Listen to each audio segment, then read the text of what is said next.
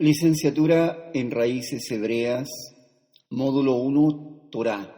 Tema 1, Estudio de la Torá. Dice en Oseas 4:6, mi pueblo es destruido por falta de conocimiento. Porque rechazaste el conocimiento, yo también te rechazaré como Cohen para mí. Porque olvidaste la Torá de tu Elohim, y yo también olvidaré a tus hijos. Esto dice en Oseas 4:6. En esta clase vamos a hablar principalmente sobre lo que es la Torá, el significado y su propósito. También vamos a hacer un resumen de los libros de Bereshit, Shemot, Vaikra, Bamidbar y Devarim, y la historia de la lectura sistemática. Empezamos con esto. ¿Por qué debemos estudiar Torá? ¿Y por qué debe haber un estudio sistemático de la Escritura, en la cual principalmente su fuente es conocer a fondo cada libro hebreo, que es Sefer, capítulo, Perek, y versículo, Pasuk, y palabra, Dabar, e incluso hasta el sentido de ella, y cómo se puede leer, y es lo que los estudios, en realidad, de la Escritura, es lo que nos da, y que han querido transmitir desde Moshe hasta nuestros días. Ahora, que si educamos nuestra mente, instruimos nuestro corazón y le damos sentido a nuestra vida, les entregamos conocimiento de Torá, de instrucciones de Elohim, el hombre y la mujer acrecentará su conocimiento del Creador y le conocerá y hará, que es una forma íntima. Además podrá tener argumentos para todo tipo de preguntas que se le haga sobre el fundamento de su relación con el eterno Creador, Yahweh, su relación con los demás, su relación con la naturaleza, tanto material como espiritual, y sobre todo la causa y el propósito de su vida. Así que, partiendo de un estudio sistemático, además de tener tiempo para aprender de la Torá, de las instrucciones, los profetas, Nevi'im, y los escritos poéticos, conocidos también como Ketuvim. Y esto es conocido con la sigla que es Tanaj. Ha sido desde Moshe una forma en la cual el pueblo de Israel se ha nutrido para tener sabiduría y poder sobreponerse a todas las dificultades en todo lo que ha tenido que pasar. Son conscientes de un Elohim que los ha preservado hasta hoy. Ahora, este estudio sistemático se fue organizando y dividiéndose, es decir, fue organizando y en dividir los 5 libros de la Torá: Bereshit, Génesis, Shemot, Éxodo, Vaikra, Levítico, Bamidbar, Números, y Devarim, Deuteronomios.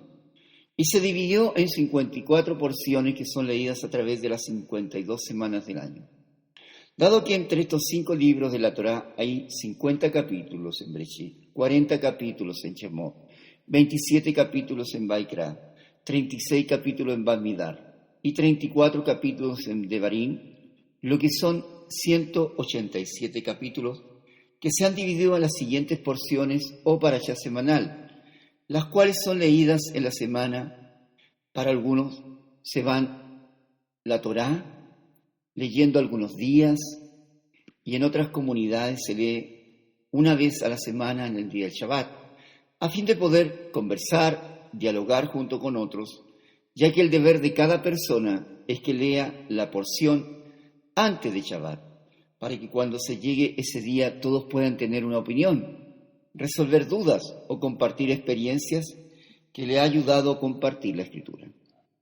Así que la forma que se divide estas 52 semanas, las porciones son las siguientes. Hay 12 porciones en Bereshit, hay 11 porciones en Shemot, hay 10 porciones en Vaikra, hay 10 porciones en Bamidbar y 11 porciones en Devarim, lo que nos hace 54 porciones. Y es porque en algunas semanas se hace una lectura de 2 porciones a fin de ajustar el calendario cuando se tiene un calendario bisiesto. Para que la lectura pueda ser además en forma gradual, cada porción se divide en lo que se llama aliyá. ¿Qué significa aliyá? Significa realmente lo que es una ascensión.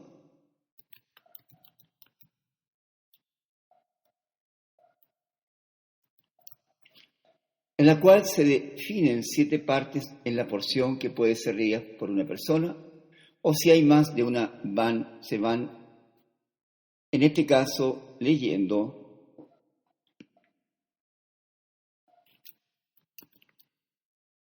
se van leyendo alternadamente por cada persona. Otra característica de esta lectura de las porciones es agregar el mafir, que se entiende como el texto de porción que se resalta para el énfasis de la lectura. Además, como la escritura es una unidad, luego de esta porción se conecta con otros textos de escritura. La Haftará, la lectura de los profetas o escritos poéticos. Dicha lectura es para confirmar o acentuar la temática principal del texto de la porción, ya sea indicando el cumplimiento de una profecía, un acontecimiento o un salmo que apoye el estudio. El Brit Hadashah o el Pacto Renovado, escrito mesiánico, en que las comunidades mesiánicas creyentes en Yeshua se hace énfasis en lo que se llama las Besorá, buenas nuevas, el Geburó, el hecho de los apóstoles, las cartas apostólicas y revelación que conecta con el cumplimiento de lo dicho en la Torá. Afirmar sobre el Mesías, sobre todo el cumplimiento de la palabra de Elohim, Yahweh. Ahora vamos a hablar sobre lo que es el significado y el propósito de lo que se entiende por Torá. El propósito de la Torá tenemos que tomarlo en primer lugar sobre lo que significa. Mal traducido, o mejor dicho, se utilizó solamente un concepto que en la Torá como ley, pero la palabra Torá es una instrucción, una enseñanza y una meta. Por eso, entre los errores más comunes con respecto a la doctrina de la Torá, es la forma en que se ha traducido el término hebreo, que se refiere a la Escritura, especialmente a los primeros 5 libros de la Escritura o de la Biblia. Es un error traducirlo usando el término ley en vez de instrucción. Entonces, cuando se cambia este concepto, tenemos algo bastante complicado, porque tenemos que entender qué es lo que es ley y también qué es lo que es instrucción. Por haberlo hecho así, la mayoría de personas piensan entonces que la Torá es algo que oprime, esclaviza y que no deja actuar en libertad. Especialmente entendiendo la libertad como hacer lo que uno quiera sin restricciones, llegando hasta el libertinaje. Así que la palabra hebrea Torá viene de una raíz hebrea yará, que significa tirar una flecha al blanco, mostrar el blanco o dar en el blanco. De ahí que es sinónimo de enseñar o instruir. Así que, entendiendo esto, como decía, puesto los ojos en el autor y consumador de nuestra emuná. En el judaísmo bíblico, el término Torá siempre está asociado con el concepto de enseñar o instruir para que seamos hombres y mujeres de éxito. Es en este sentido que Elohim, el juez supremo, promete a Yehoshua Josué que si no se aparta de los mandamientos o instrucciones dadas por él, hará prosperar su camino y todo le saldrá bien. Y así leemos cuando le dice a Yehoshua, a Josué 1:8, este Sefer HaTorá, este libro de instrucción, no se apartará de tu boca, meditarás en el día y la noche, para que retengas y pongas por obra todo lo escrito en él, porque haciendo esto prosperarás y todo te irá bien. También cuando el apóstol Pablo se refiere a la Torá, lo hace en su función didáctica. Y esto es lo que dice en 2 de Timoteo 3:16. Toda la escritura es inspirada por Elohim y útil para enseñar, para rebatir el error, para corregir, para instruir en justicia, Por lo tanto, el significado correcto de Torá es enseñanza e instrucción. Tenemos que recordar también que de lo que está hablando el apóstol Pablo, cuando dice toda la escritura es inspirada por Elohim, hasta este momento se entendía claramente que eran los libros de la Torá, de los profetas y de los escritos.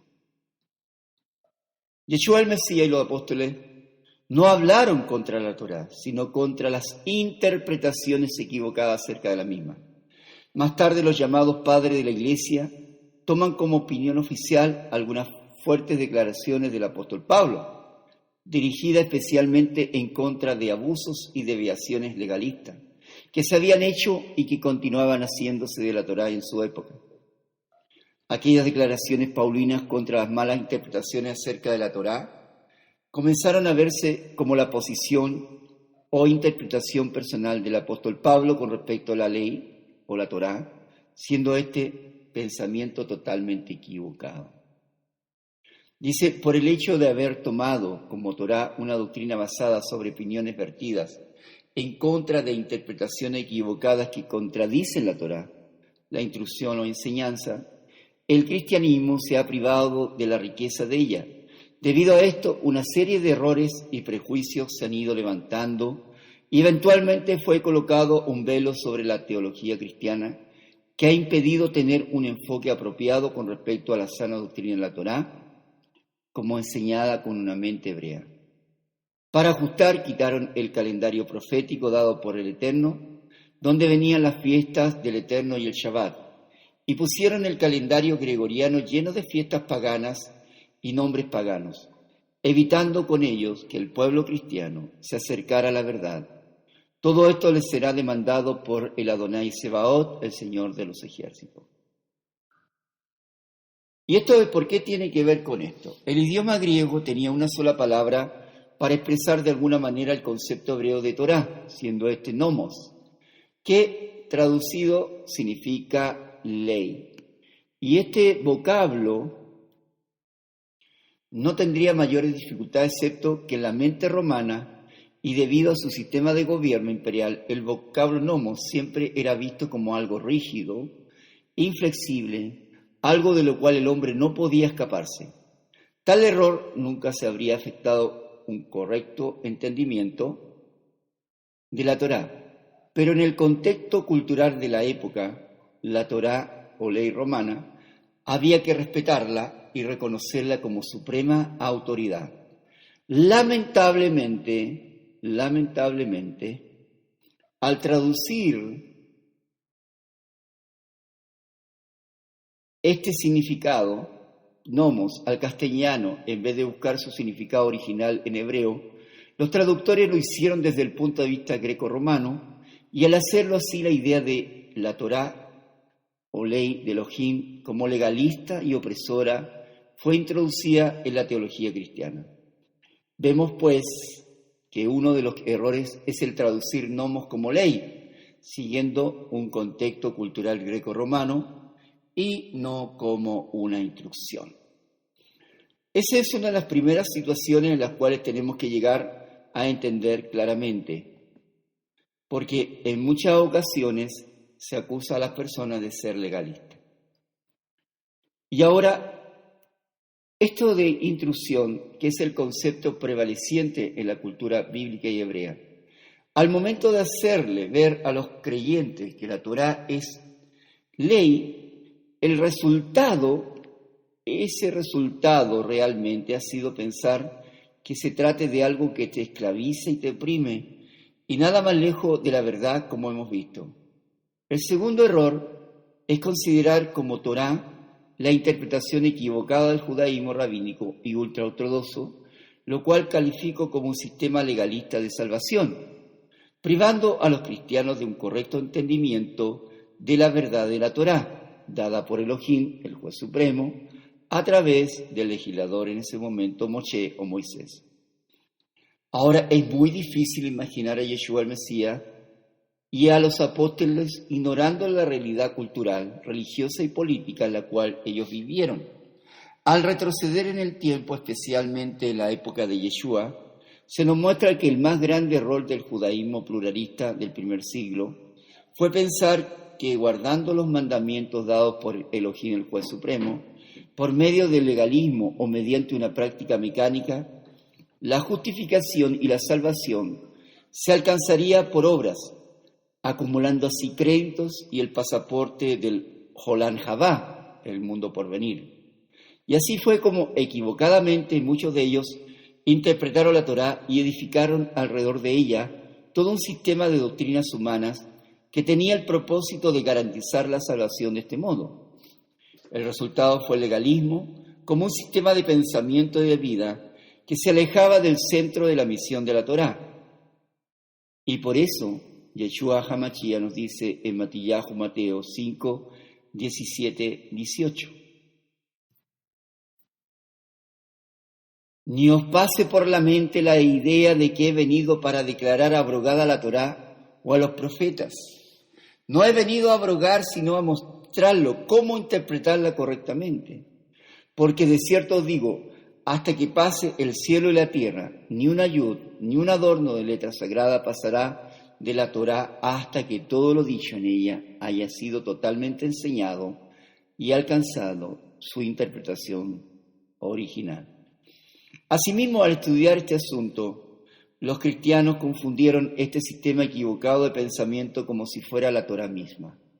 Y en vez de mirar qué fue lo que Yeshua dijo y que enseñaron los apóstoles, unos dieron crédito a los judíos rabínicos, otros siguiendo las enseñanzas religiosas romanas, donde enseñaban la salvación a través de María.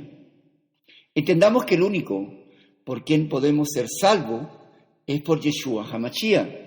Todas estas enseñanzas erradas provocaron lamentablemente que al mismo tiempo se privaran también de la Torá, la cual es la instrucción dada por Elohim, el juez supremo. Ciertamente había que rechazar la doctrina de la salvación por obras, como los judíos rabínicos erróneamente pensaban y piensan, pero no la Torá o la instrucción. Si escudriñamos bien con los ojos de Yeshua y de los apóstoles, veremos que en su opinión la Torá no es la ley que esclaviza al hombre, sino la instrucción que le da libertad, que le protege y enseña cómo vivir exitosamente agradando a Elohim, el juez supremo. La Torá no fue dada para que los israelitas fueran salvos guardando los mandamientos, utilizando el legalismo, sino para que al ser salvos por la fe obediente al plan perfecto de Yahweh, al aceptar a su hijo Yeshua el Mesías, requisito exigido por la Torá, supiera cómo vivir agradando al Boré, al Creador, tal como dice en Tehilín o Salmos 119, 27, y el salmista afirma, hazme comprender el camino de tus mandamientos, la Torá, para que yo pueda hablar de tus maravillas. Así que el propósito de la Torá, tenemos que entender que la Torá no es un fin en sí misma, sino un medio para alcanzar un fin. Cuando no usamos algo para lo que fue originalmente diseñado, no solamente estaremos destruyendo su propósito original, sino abusando del mismo.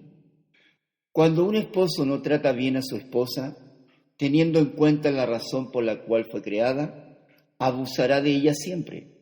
Cuando no usamos los recursos de la naturaleza apropiadamente, estaremos abusando de ella siempre. Lo mismo sucede con la Torá, la cual fue dada con un propósito y por no tenerlo en cuenta, muchas veces ha sido mal utilizada y abusada. Según la propia escritura, Elohim, el juez supremo, nunca dio la Torá o su ley a Israel para que los hijos de Israel fueran salvos, guardando los mandamientos de la Torá. Por el contrario, fue dada para instrucción de los salvos o de los que vendrían a ser salvos. Cuando nosotros caemos en el error de pensar que guardando los mandamientos de Elohim, el juez supremo, podemos justificarnos delante de él, estamos pervirtiendo el propósito de Elohim, el juez supremo, al darnos la Torá o la instrucción.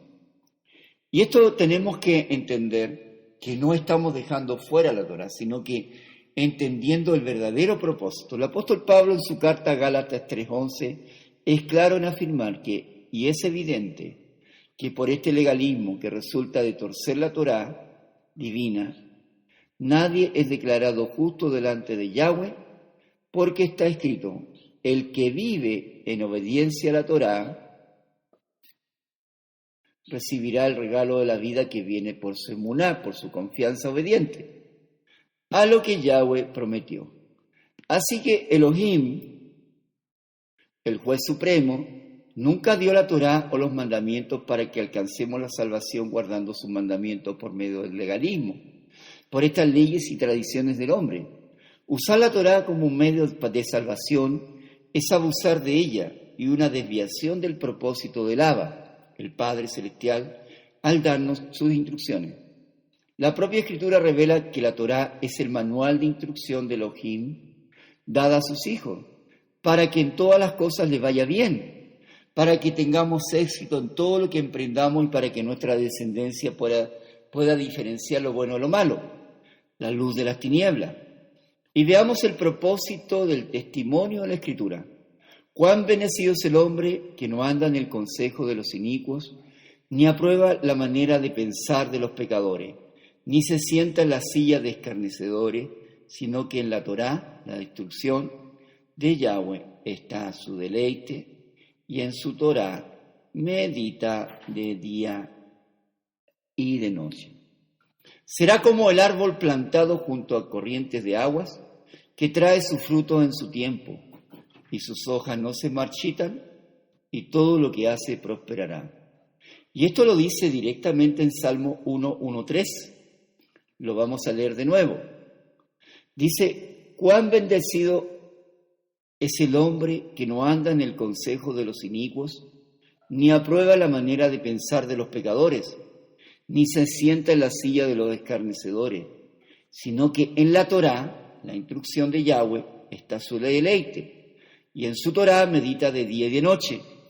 Será como árbol plantado junto a corrientes de agua, que trae su fruto en su tiempo, y sus hojas no se marchitan, y todo lo que hace prosperará. Salmo 1 del 1 al 3. Por su parte, el apóstol Pablo, en su carta a los creyentes de Italia, Romanos 7, 12, 13, nos da su opinión acerca de la Torá y dice: de manera que la Torá, la ley divina, a la verdad es Kadosh, es santa, y el mandamiento es Kadosh, santo, justo y bueno. Luego, lo que es bueno vino a ser muerte para mí. Ni se ocurra tal idea. Es lo opuesto. El pecado, para imponerse como pecado, produjo en mí la muerte por medio de lo que es bueno, a fin de que por el mandamiento el pecador llegase a ser sobremanera perverso. En Tejilín, Salmo 19:7, la versión de la Escritura Unida está escrito en esto: la Torá, la instrucción de Yahweh, es perfecta, restauradora del alma. El Edut, el testimonio de Yahweh seguro, que hace jajamín sabio a los jóvenes. Cuando alguien predica las instrucciones de Elohim, supremo a los hombres, el pecado se manifiesta y entonces la conversión es posible. Pero si este mensaje de la verdad del Eterno no se predica, ¿cómo se convertirían si no saben qué es malo y qué es bueno? Shaul dice que donde no hay Torá no se puede inculpar de pecado. Si quitamos la Torá del Eterno, el pecador se esconde. La misión del enemigo de nuestras almas es tratar que la Torá o ley sea quitada de la mente y del corazón de los hombres, porque él sabe que debido a la luz que viene de ella, el pecado se muestra en sobremanera pecaminoso, logrando que los hombres huyan de él y se vuelvan al Boré, al Creador, en busca del Rahamín, de la misericordia. Este es precisamente uno de los propósitos de Elohim, el Juez Supremo, al darnos un mandamiento, que no solamente veamos cuán horrible es el pecado para que entendamos que debemos apartarnos del mismo, sino también para que reconozcamos que, excepto que Él intervenga en nuestras vidas, nosotros por sí mismos no podremos ser libres del pecado. La Torá sirve aquí como el medio por el cual se nos indica el único camino correcto que nos dará la victoria sobre el pecado. ¿Y cuál es el camino? Yeshua el Mesías. Yeshua dijo en Yohanan 14:6, Ani aderet beemet behayamin. Yo soy el camino, la verdad y la vida, y nadie viene al Padre sino por medio de mí. El apóstol Pablo, en su carta a los Romanos 10:4, nos dice, porque el fin de la Torá es el Mesías para justicia a todo aquel que en él crea. Pero el término fin que se utiliza aquí viene del griego telos, que significa meta o propósito. No cesar o terminar. Lo que Shaul está diciendo en esto es que el propósito de la Torá es mostrarnos a Yeshua el Mesías, en quien tenemos la seguridad de alcanzar la justicia y la salvación prometida en la Escritura Torá a todo aquel que en él cree. El mismo texto de Romanos 10:4, según la versión hebraica, está más claro y dice, porque el propósito de la Torá divina es llevarnos al Mashiach, para justicia de todo el que cree obedientemente. Entonces, si quitamos la Torá, estamos quitando toda posibilidad de mostrar a aquel quien es el autor de la salvación y el consumador de la humuná, la fe obediente. El mismo Adón, Señor Yeshua, dijo respecto a la Escritura, la Torá, escudriñad el Tanaj, la Torá, profeta y escrito, porque ustedes esperan tener de ella Jaim Leolán, vida eterna, y ella dan testimonio de mí. Ahora vamos un poco, ya hemos estudiado en otros temas sobre qué pasó y cómo se quitó del estudio de las personas, sobre todo los creyentes en Yeshua, la Torá. Y vamos a ver que en general siempre hay un nombre detrás de esto. Marción fue el primer hombre que se atrevió a llamar la escritura hebrea, que en hebreo se llama la Tanaj, y consta de la Torá, los profetas escritos, le llamó Antiguo Testamento. Lo llamó incorrectamente Antiguo Testamento porque pensaba que su contenido ya no tenía aplicación para los creyentes en Yeshua el Mesías y que había sido reemplazado por el Nuevo Testamento. Dijo que era un libro antiguo que pertenecía solamente a los judíos y que carecía de vigencia para los cristianos. Marción enseñó que en el Antiguo Testamento, la Tanaj, no había gracia y que la gracia aparece por primera vez en el Nuevo Testamento o Brit Hadashah, pacto renovado. Según sus enseñanzas, el Elohim del Antiguo Testamento era un Elohim de juicio y condenación, pero el Elohim del Nuevo Testamento es un Elohim de gracia y amor. Aunque algunos líderes de la Iglesia romana señalaron a Marción como un hereje, el rechazo de la Escritura que él esparció echó raíz y prosperó con necia maleza. Años más tarde, con fines políticos, el emperador romano Constantino rechazó la Tanaj diciendo por medio de los credos que impulsó.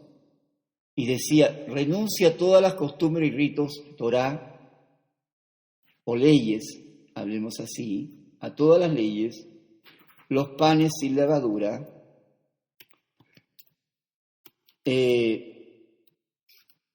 fiestas de los corderos, de los hebreos, sacrificio, oraciones, purificaciones, santificaciones, observancias, sinagoga y a la comida y a las bebidas de los hebreos. Acepto todas las costumbres o ritos de la ley o de las leyes, en este caso, fiestas y sacrificios romanos, santificaciones por medio del pontífice máximo, el sumo sacerdote de Roma, y acepto absolutamente todo lo que es romano, toda la ley nueva, costumbres romanas, la nueva religión romana. Y esto nos habla principalmente de este tremendo cambio finalmente que ha llevado prácticamente todos estos siglos. También otro personaje, los escritos de San Agustín, Juan Crisóstomo y muchos otros líderes cristianos confirmaron y cimentaron el rechazo y el reemplazo de la Escritura. El rechazo de la Escritura llegó a tal punto que las autoridades de la Iglesia romana prohibieron terminantemente que alguien poseyera una Biblia.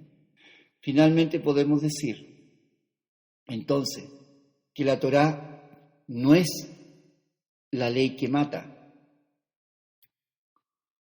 sino es la instrucción de Elohim, el juez supremo, que nos muestra y enseña quién es el Mesías, el Cordero de Elohim, que quita el pecado del mundo, quedando claro que nadie va a ser salvo si no acepta a Yeshua como su único y suficiente Salvador.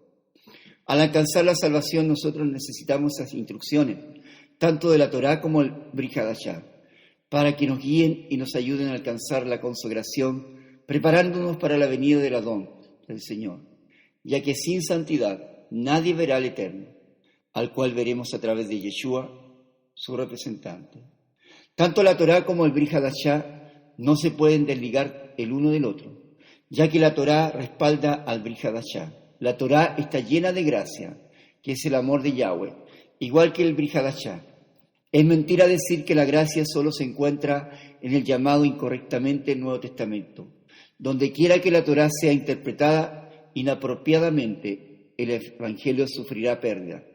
Y la verdad de Yeshua el Mesías, nuestro Salvador y Adón Señor, será difícil de entender, porque el Evangelio y la vida del Adón, del Señor Yeshua, será siempre el resultado natural de un correcto entendimiento de la Escritura de la Torá. Por eso decimos, me agrada el hacer tu voluntad, Elohai, Dios mío, y tu Torá, tu instrucción, está dentro de mis entrañas. Dice en Tehilim, Salmo 48. Y si me amáis, entonces poned por obra mis mandamientos, la Torá. Yohanan 14:15. Solamente guardando los mandamientos entendemos lo que hemos conocido así. El que dice, yo he conocido esto, pero no guarda sus mandamientos, es mentiroso, y la verdad que está en él. Pero el que obedece su Torá, en este verdaderamente se ha perfeccionado el amor de Elohim. Por esto conocemos que estamos unidos al Mashiach. Yohanan Aleph, 1 de Juan 2, 3, 5. Y es importante entender, cuando habla el Mesías de sus mandamientos, o mis mandamientos, o los mandamientos, no hay otros más que los que se entregó por el Abba Kadosh, el Padre Todopoderoso. No hay un cambio en cuanto a los mandamientos establecidos principalmente para la humanidad. Por eso, feliz es el hombre que reverencia a Yahweh y está atento a sus mandamientos, como dice en Tehilim o Salmo 112:1.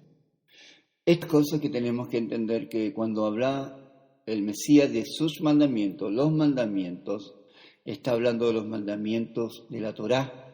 No hay otro tipo de mandamientos en los cuales se pueda referenciar. Y es por eso que tenemos que tener en cuenta y conocer claramente, no solamente estos mandamientos, sino que también conocer cuál es el principio del propósito de la Escritura. Ahora vamos a hablar sobre los temas principales de los libros de la Torá, tanto Bereshit, que fue traducido como Génesis, Shemot, que fue traducido como Éxodo, Vayikra, que fue traducido como Levítico, Bamidbar, que fue traducido como Números, y Devarim, que fue traducido como Deuteronomio. Bereshit en hebreo y Génesis es la palabra griega para origen o comienzo. Los hebreos al Génesis lo llaman Bereshit, que es la primera palabra del libro, y ellos también nombran a los libros del Éxodo, Levítico, Números y Deuteronomio, y Lamentaciones de acuerdo a las primeras palabras en cada uno de esos libros. Génesis proporciona una introducción apropiada a la Escritura. Es un libro de comienzos, de entendimiento, en este caso, y tenemos que tener claro que en todo esto tiene un estilo muy particular, porque en realidad tratamos de encontrar respuestas, pero las respuestas principalmente están relacionadas directamente con el plan y el propósito del Altísimo. Así que es un libro de comienzo. Está el universo físico, las plantas, los animales, la vida humana, además de muchas ideas claves de la palabra de Elohim. Bereshit o Génesis traza el inicio de las obras redentoras de Elohim con la humanidad. Después que Adán y Eva pecaron, la redención llegó a ser absolutamente necesaria. En Génesis 3:15 el lector se da cuenta que el Redentor vendría de la simiente de la mujer, y el enfoque se reduce a la familia de Sem, en Génesis 9, 26, 27, y luego a la familia de Abraham, Génesis 12:3, y la línea del Mesías continuará por la línea de Isaac y después por la línea de Jacob, y el enfoque en Génesis se estrecha aún más a la familia de Judá. De los 8 pactos más importantes de la Escritura, vamos a ver después los pactos.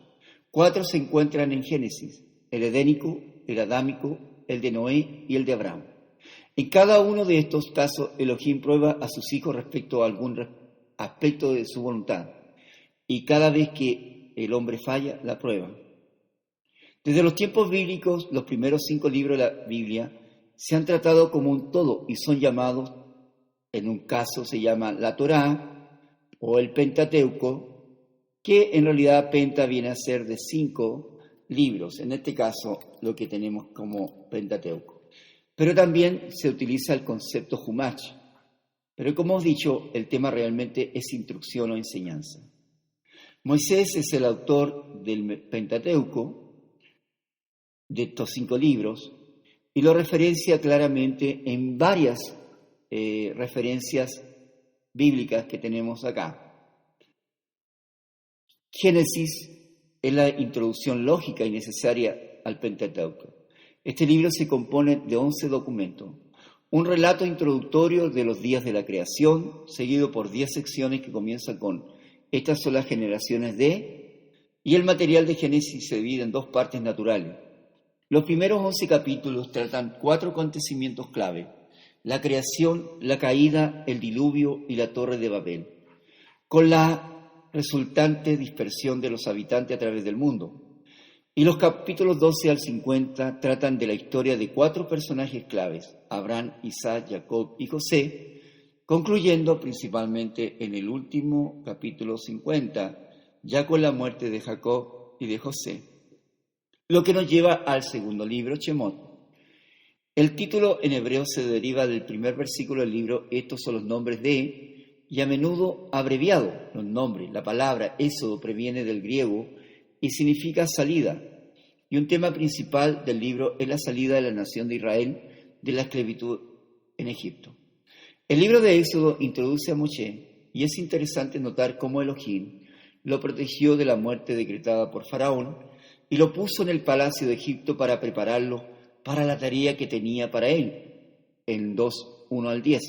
Después de haber vivido 40 años en la casa real, Moshe se vio obligado a huir a Madián, donde se casó y llegó a ser pastor de ovejas de su suegro, del 2:15 al 22. Estando allí, fue confrontado cara a cara con Elohim en la zarza ardiente en un área desértica en el monte Horeb, donde fue comisionado a sacar la nación de Israel de la esclavitud, 3:1 al 12. Después de haberse resistido brevemente junto con su hermano Aarón, se presenta ante los israelitas como su líder. Sus credenciales fueron aceptadas por los ancianos del pueblo, 4:27-31. En los capítulos 7 al 12 se describen varias confrontaciones de Moshe que tuvo con Faraón, durante las cuales Egipto experimentó varias plagas. Estas eran juicios divinos contra Egipto. Tales juicios también demostraron la inutilidad de las falsas deidades egipcias, y cada una de las plagas atacó un área donde se suponía que los dioses egipcios eran fuertes. Elohim no tan solo usó las plagas para liberar a Israel de la tierra donde eran esclavos, también utilizó otras grandes demostraciones de poder. La última plaga fue la muerte de los primogénitos de cada familia egipcia. Elohim instruyó a los israelitas a celebrar el Pesaj como un recordatorio por haber sido liberado de esta plaga, del 12:1 al 36. Al final Faraón consintió en permitir que el pueblo saliera. Sin embargo, al verse sin sus esclavos, de inmediato persiguieron a los israelitas, quienes quedaron atrapados entre el ejército egipcio y el mar. Pero Elohim realizó un milagro para rescatar a su pueblo. De camino al monte Sinaí, el pueblo se quejó por falta de alimento y se lo proporcionó. Luego se quejaron por falta de agua y se la proporcionó. Cuando llegaron al monte Sinaí, Elohim hizo un pacto con Moshe que inauguró una nueva manera de vida para Israel, bajo la Torá, la ley de Elohim. Pero estando Moshe en la cumbre del monte, recibieron la Torá y el pueblo se rebeló al haber hecho un becerro de oro, un ídolo que Aarón se vio obligado a confeccionarle. Después de la purificación del pueblo por causa de esta idolatría, Moshe los dirigió a la construcción del tabernáculo. La parte final del libro describe la construcción en sí del tabernáculo, cuyo diseño claramente señala las características y la obra del Mesías que vendría.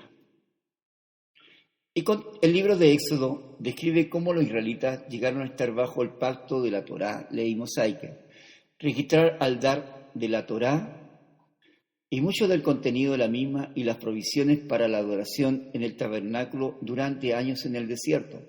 Este libro hace que los creyentes recuerden que la salvación no solo libera de la esclavitud del pecado, sino que también los habilita a conocer su voluntad y experimentar su presencia en la vida diaria. Luego continuamos Vaikra.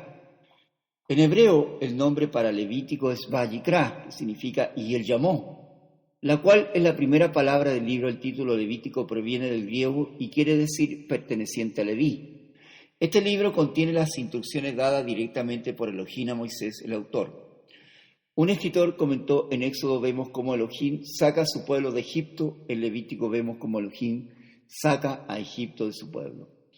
Debido a su prolongada estancia allí, Israel fue afectada por la cultura egipcia. Para contrarrestar esta influencia, Elohim le dio a Moshe el libro de Levítico para proporcionar las normas para cada etapa de la vida de Israel. Mientras que en Éxodo la Torá moral había sido dada desde la majestuosidad del monte Sinaí, la Torá ceremonial en Levítico fue proclamada desde el tabernáculo. El modelo divino del libro de Levítico no está limitado a la vida religiosa de Israel. Todos los aspectos de la vida de los israelitas estarían dirigidos por Elohim. Levítico constantemente enfatiza en la santidad de Elohim y la necesidad del hombre de responder con santidad en cada aspecto de su vida diaria. En los sacrificios y ofrenda a Elohim le daba a los israelitas la oportunidad de expresar varios aspectos de la adoración. La ofrenda encendida expresaba completa consagración a Elohim. La ofrenda de cereal simbolizaba la mayordomía de los esfuerzos de las personas. La ofrenda de paz proyectaba la comunión entre Elohim y el hombre, y entre el pueblo y los sacerdotes. La ofrenda por el pecado acentuaba el derramamiento de sangre sobre todo y mostraba el sacrificio de una vida inocente en sustitución por el adorador. La ofrenda por la culpa mostraba que era necesario hacer restitución cuando alguien ofendía a Elohim o a otra persona. En la Torá, ley es sobre lo limpio y lo inmundo. Elohim le hacía ver a Israel que su vida habrían de estar reguladas por normas absolutas. Los días de la Santa Convocación eran memorial histórico que a la vez demostraban verdadero acercamiento de Elohim. El día de reposo era un recordatorio para ellos de que Elohim es el Creador, el Pesaj de que Elohim es el Redentor. La fiesta de Pentecostés y de Tabernáculo tenían significado agrícola y mostraban a Elohim como proveedor. El día de la expiación representaba a Elohim como santo y requiriendo santidad de parte de su pueblo, y también lo mostraba como lleno de gracia, dándole oportunidad al hombre para reconciliarse con él. El libro de Levítico enfatiza que los israelitas redimidos deberán ser kadosh. Con frecuencia Elohim les dice: sed santo porque yo soy santo.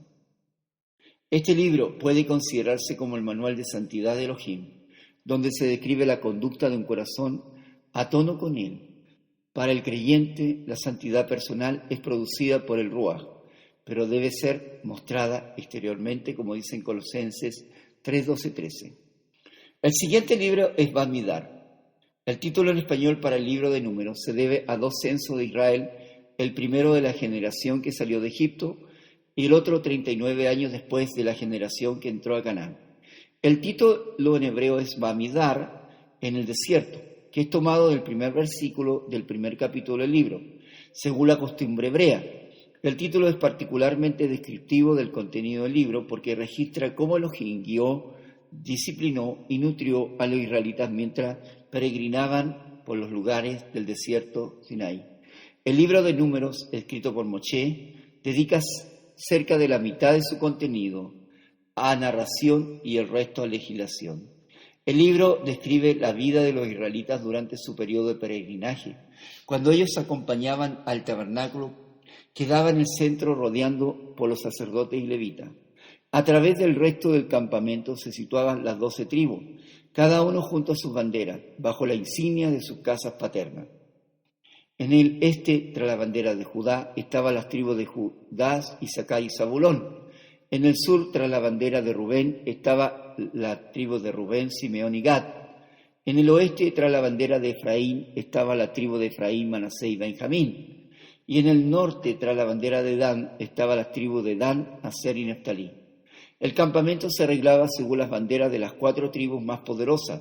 La tradición antigua dice que la bandera de Judá tenía la figura de un león, la de Rubén, la de un hombre, la de Efraín, la de un buey, y la de Dan, la de un águila. Estas 4 banderas son muy significativas, ya que el mismo símbolo describe a los querubines de Ezequiel, cada uno de los cuales tenía 4 rostros de león, un hombre, un toro y un águila.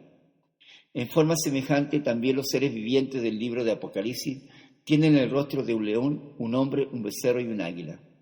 Tanto los querubines en Ezequiel como los seres vivientes en Apocalipsis, al igual que las banderas de las tribus, acompañan la presencia misma de Elohim. Los padres de la iglesia primitiva sugirieron que las 4 imágenes en las 4 banderas representaban los 4 evangelios. El león representaba a Mateo, mostrando a Yeshua como el rey. El buey representaba a Marcos, mostrando a Yeshua como el siervo. El hombre representaba a Lucas, mostrando a Yeshua como el Hijo del Hombre, y el águila representaba a Yohanan, mostrando a Yeshua como el Hijo de Elohim, quien está en todo lugar. El libro de Números comienza cuando los hijos de Israel se encontraban en condiciones muy favorables. Ellos reciben la instrucción especial del Señor mientras todavía está en el monte Sinaí. Luego marchan a Kadesh Barnea, desde donde enviaron los espías a explorar la tierra de Elohim que le había prometido. Cuando se dieron cuenta de que la tierra estaba ocupada, fallaron en confiar en Elohim y el éxito se terminó a causa de su falta de fe. Por eso tuvieron que peregrinar en el desierto durante el curso de la vida de esas generaciones. Kadesh Barnea siempre sería un símbolo de derrota por la falta de fe en Elohim. En cada época el pueblo de Elohim primero debe discernir la voluntad de Elohim y luego ir hacia adelante en fe. Al juzgar la rebeldía de Israel, Elohim les envía una invasión de serpientes abrasadoras, cuya venenosa mordedura era mortal. Pero Elohim proveyó sanidad milagrosa por medio de una serpiente de bronce que Elohim instruyó a Moshe que se levantara. Se dijo a quienes fueran mordidos que miraran a tal serpiente y sanarían. Yeshua se refirió a este incidente como ilustración del poder de su muerte que tiene para salvar a cualquiera que escoja creer en él. Así como Elohim fue fiel en preparar una generación para que entrara a la tierra prometida, a pesar de todas sus debilidades, también Yeshua el Mesías será fiel en completar la obra para edificar a su pueblo. Y esto tiene que ver principalmente en lo que nos tiene que entregar información. Y para que entendamos que estos libros, los primeros 5 libros, tienen un resultado importante en nuestras vidas. Finalmente, Devarim, el libro de Deuteronomio es una conclusión apropiada de la 5ª parte de la Torá, y el nombre del libro en la Biblia hebrea es: estas son las palabras, Devarim, y a veces reducido a las palabras. De acuerdo a la costumbre hebrea, el nombre se toma de las primeras palabras del libro y el título en español es la traducción directa del griego Deuteronomio, que significa segunda Torá o ley, o más apropiadamente, repetición de la Torá ley. Era necesario que la Torá ley se repitiera por las 4 razones siguientes. Había una nueva generación de israelitas. Israel iba a afrontar condiciones de vida enteramente nuevas, de ser un pueblo nómada a un pueblo sedentario. Estarían en medio de muchas influencias idolátricas. La Torá tenía que repetirse para asegurarse a Israel que el pacto todavía era válido para ellos. Así que la repetición de la Torá es un nombre apropiado. Aún los hebreos lo titularon Mishnah Torá, o repetición de la Torá, en las notas masoréticas. Gran parte del libro de Deuteronomio son sermones, contienen 3 discursos principalmente por Moisés, que él dirigió a Israel en las llanuras de Moab, durante su breve permanencia allí. Y esto sucedió entre el peregrinaje en el desierto y la conquista de la tierra cerca del año 1405 ante la era común. El primer sermón es una revisión instructiva del pasado de Israel, donde Moshe insta al pueblo a ser fiel al Señor y a evitar la idolatría. El segundo sermón es una aplicación de la Torá a Israel, o sea, en el presente. En este sermón, que es el más largo del libro, Moshe resume la Torá y los estatutos civiles, morales y religiosos. Él exhorta al pueblo a la santidad. Y el tercer sermón se relaciona al futuro y varía de un tono alentador a uno amenazante. Considera las promesas hechas por Elohim a Israel. Moisés suplica al pueblo recibir las bendiciones de la obediencia y evitar las maldiciones de la desobediencia. Después de los 3 sermones se encuentran 3 secciones breves: el canto de Moisés, que celebra la responsabilidad de Israel al pacto; la bendición de Moisés, donde él como un líder que pronto partirá de entre ellos lo bendice; y un relato de la muerte y sepultura de Moisés. En Deuteronomio 6, 4, 9 es un pasaje especialmente importante que aún continúa recitándose en los hogares judíos de la actualidad y es conocido como el Shema, escucha, la primera palabra de 6.4, y recuerda a los oyentes de la responsabilidad básica del hogar, donde deberán enseñar la Escritura. Deuteronomio era muy apreciado por Yeshua. Cuando él fue atentado 3 veces por Hasatán en el desierto, cada vez respondió con citas de Deuteronomio, en Deuteronomio 8.3, con Mateo 4.4, en Deuteronomio 6.16, con Mateo 4.7 y Deuteronomio 6.13 y 10.28 con Mateo 4.10. Cuando se le preguntó cuál era el más grande mandamiento, Yeshua contestó citando Deuteronomio 6.5 en Mateo 22.36 y 38. Deuteronomio implica más que la repetición de la Torá de Elohim a una nueva generación, ya que las verdades contenidas en el libro son aplicables a la vida diaria del pueblo en su nueva tierra. Tener la palabra Elohim no es un fin en sí mismo. Es importante amar a Elohim y obedecer de corazón. Y finalmente terminamos y cerramos esta clase con el concepto de la historia de la lectura sistemática de la Torá. Los libros sagrados del pueblo de Israel, que fueron presentados por los judíos, fueron considerados siempre patrimonio de toda la comunidad de Israel. Nunca fueron posesión de una élite privilegiada, como sucediera a menudo con los textos sagrados de otras comunidades religiosas. Si bien es cierto que a todos los sacerdotes, los profetas, los ancianos y a los rabinos se les encomendó la custodia de los libros sagrados y se les confió la autoridad de interpretar los textos para el pueblo, estos grupos no tuvieron el monopolio del estudio de la Torá ni de su conocimiento. De hecho, se les encomendó la responsabilidad de difundir el conocimiento de la Torá entre el pueblo y clave de la supervivencia del judaísmo. En el caso del reino del norte, donde fueron las otras tribus de Israel, que bajo el reinado de Jeroboam I, quien prostituyó al pueblo con Elohim, haciendo dioses, en este caso, haciendo dioses de madera, de piedra,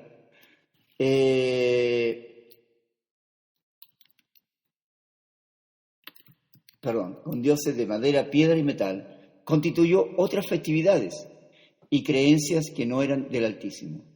Levantó lugares altos, puso sacerdotes que no eran de Leví, y esto trajo consigo que Elohim los entregara a sus enemigos y fueran dispersados por todo el mundo.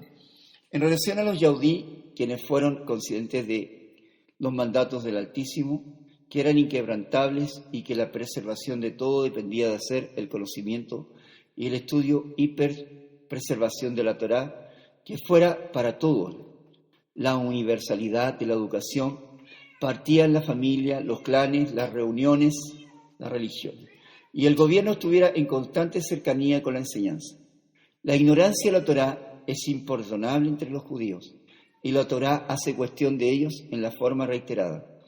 El propio Moisés señaló este camino al enseñar la Torá al pueblo y tomó Moshe, el libro del pacto y Torá, y leyó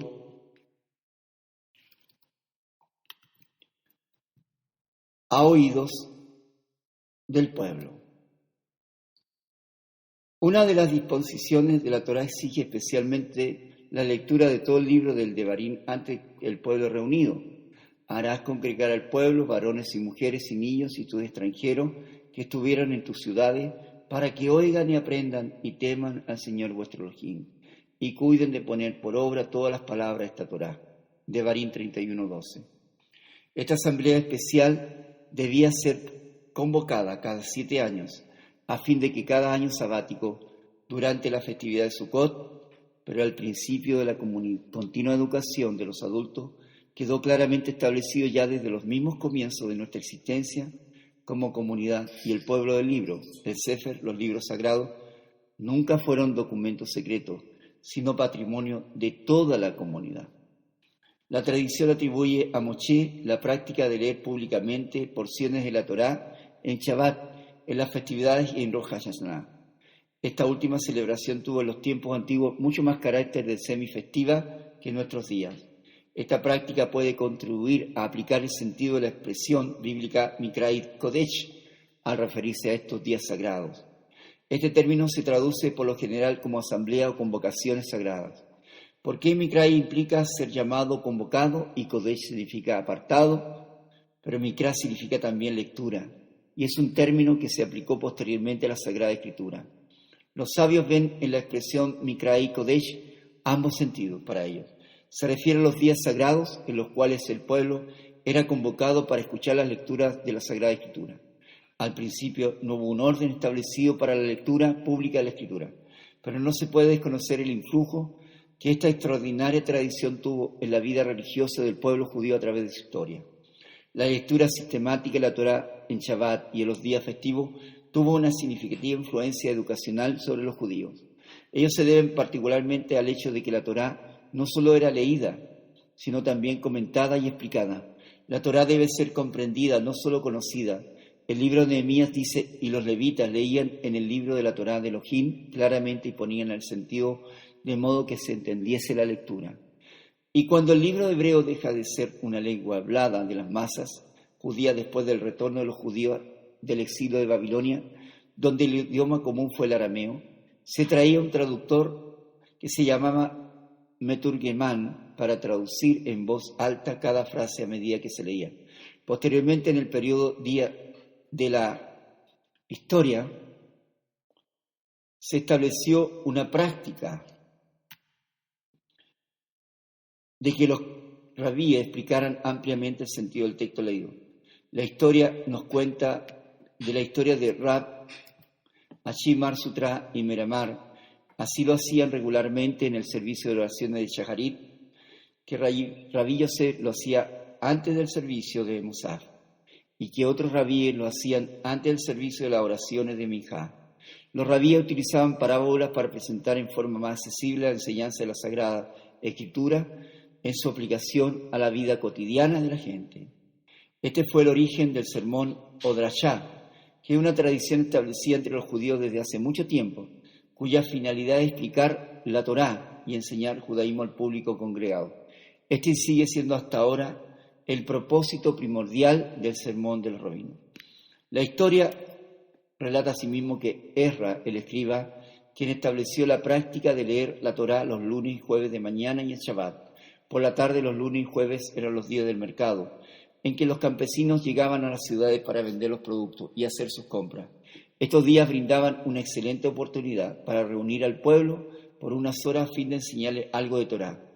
Y dado que los comerciantes urbanos estaban ocupados estos días y no podían asistir a las reuniones de estudio de Torá, se estableció para beneficio de ellos la lectura adicional de la Torá los Shabbat por la tarde. La historia brinda una razón espiritual para las lecturas de los días laborales e incluso sugiere que esta práctica es anterior a las disposiciones de Ezra, quien tal vez haya formalizado la costumbre de leer la Torá los días lunes y jueves, pero ¿no habría sido el autor de la misma? Los sabios han considerado siempre el agua como el símbolo de la Torá. Lo que el agua es para el cuerpo, la fuente de vida, manantial refrescante, lo es la Torá para el alma. Cuando Isaías dice a todos los sedientos venid a las aguas, no lo dice literalmente sino en el sentido figurativo. Se dirige a todos los sedientos de espíritu y les dice que pueden calmar su sed en la fuente de la Torá. Tanto es así que al describir el paso de los israelitas por el desierto se dice que pusieron impacientes porque anduvieron 3 días por el desierto sin agua. Los sabios lo consideran como una lección práctica.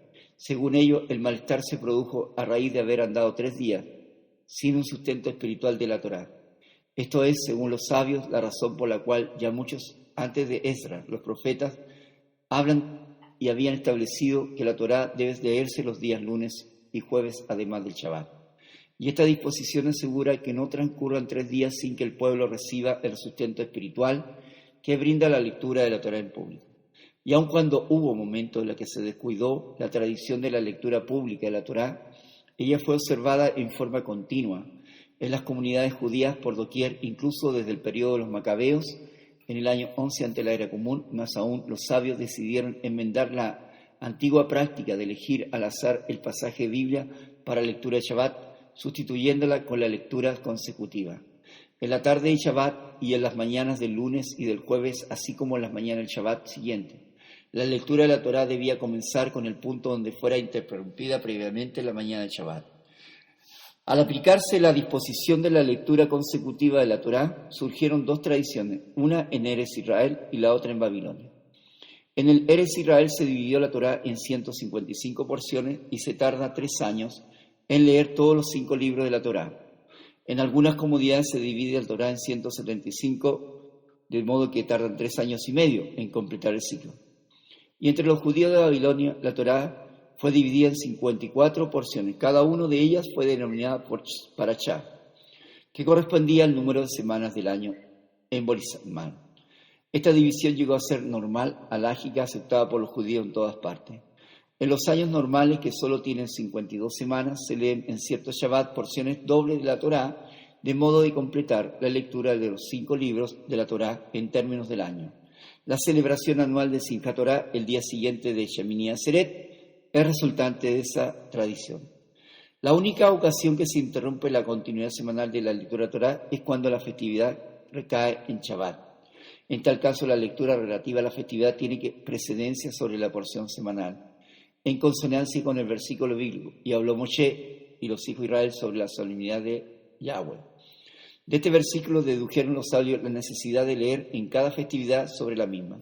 Si bien la lectura pública de la Torá, que es una actividad educacional, es una tradición de mayor antigüedad entre los judíos que la que reza en la congregación y se desarrolló independientemente de lo que se refiere a los rezos, que era más que lógico que con la evolución de las costumbres de rezo en congregaciones se incorporó el servicio de oraciones, la lectura de la Torá, como parte integral del mismo.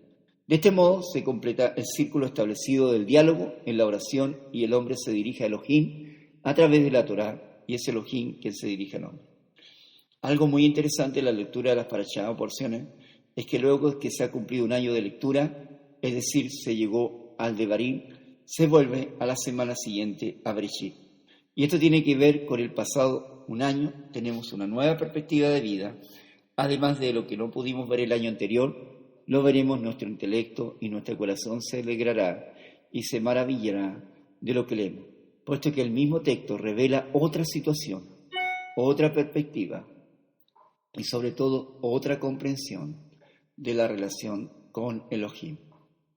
Con esto vamos cerrando esta clase de hoy día que correspondió principalmente a lo que es la Torá. Hemos hablado principalmente cuál es el significado, el propósito, por qué en realidad es importante para nosotros estudiarla semanalmente y también cuáles son los diferentes síntesis.